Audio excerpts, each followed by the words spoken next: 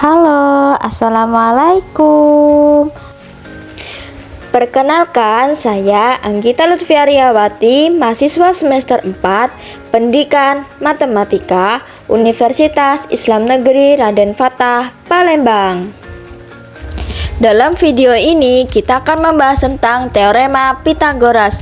Sebelum memasuki definisi teorema Pythagoras, kita akan membahas terlebih dahulu asal-usul teorema Pythagoras. Pythagoras berasal dari nama seorang filsuf Yunani pada tahun 570 sampai 495 sebelum Masehi.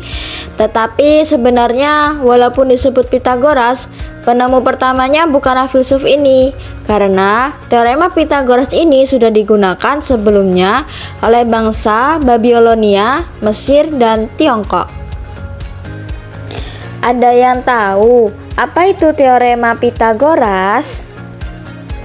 Teorema Pythagoras adalah suatu aturan matematika yang dapat digunakan untuk menentukan panjang salah satu sisi dari sebuah segitiga siku-siku.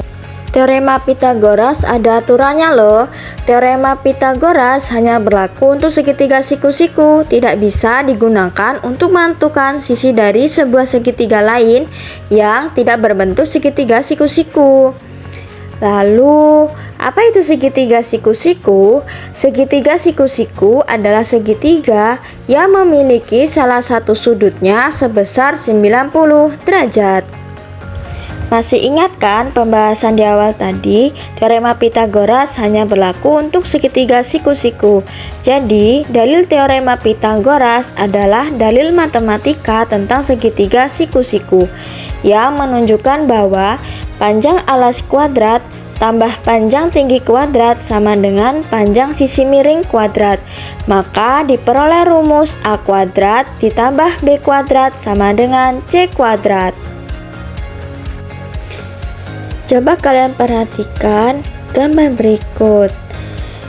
Sisi datar disimbolkan dengan A, sisi tegak disimbolkan dengan B, dan sisi miring disimbolkan dengan C.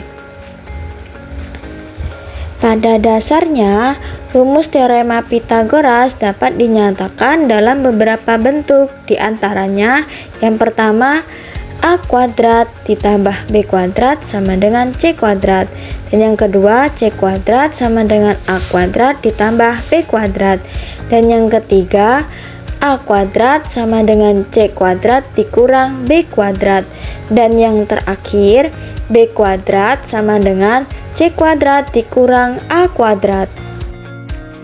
Lalu bagaimana penerapan teorema Pythagoras? Dalam kehidupan sehari-hari, ada beberapa penerapan teorema Pythagoras. Yang pertama, pengukuran jarak. Yang kedua, navigasi. Yang ketiga, astronomi. Yang keempat, fisika. Yang kelima, desain grafis dan animasi komputer. Oke, lanjut saja. Ayo kita masuk ke contohnya. Contoh, seorang pekerja konstruksi ingin memasang tangga untuk mencapai atap sebuah bangunan yang tingginya 6 meter dari tanah. Karena keterbatasan ruang, tangga harus disandarkan pada tembok dengan jarak 8 meter dari dasar tembok. Berapa panjang tangga yang diperlukan agar pekerja dapat mencapai atap bangunan? Oke, mari kita bahas. Perhatikan gambar berikut. Bangunan diartikan sebagai sisi tegak dengan ukuran 6 meter. Dan jarak tangga ke bangunan ialah 8 meter. Yang mau kita cari ialah panjang tangga agar pekerja konstruksi mencapai atap bangunan. Dalam soal ini kita bisa menggunakan rumus teorema Pythagoras, ialah C kuadrat sama dengan A kuadrat ditambah B kuadrat. Tadi sudah dijelaskan bahwasanya bangunan ialah tegak lurus dengan ukurannya 6 meter dan sisi datar ialah 8 meter. Kita masukkan rumusnya, C kuadrat sama dengan A kuadrat ditambah B kuadrat.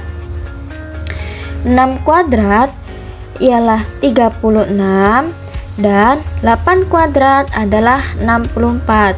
Jadi C kuadrat sama dengan 36 ditambah 64 adalah C kuadrat sama dengan 100.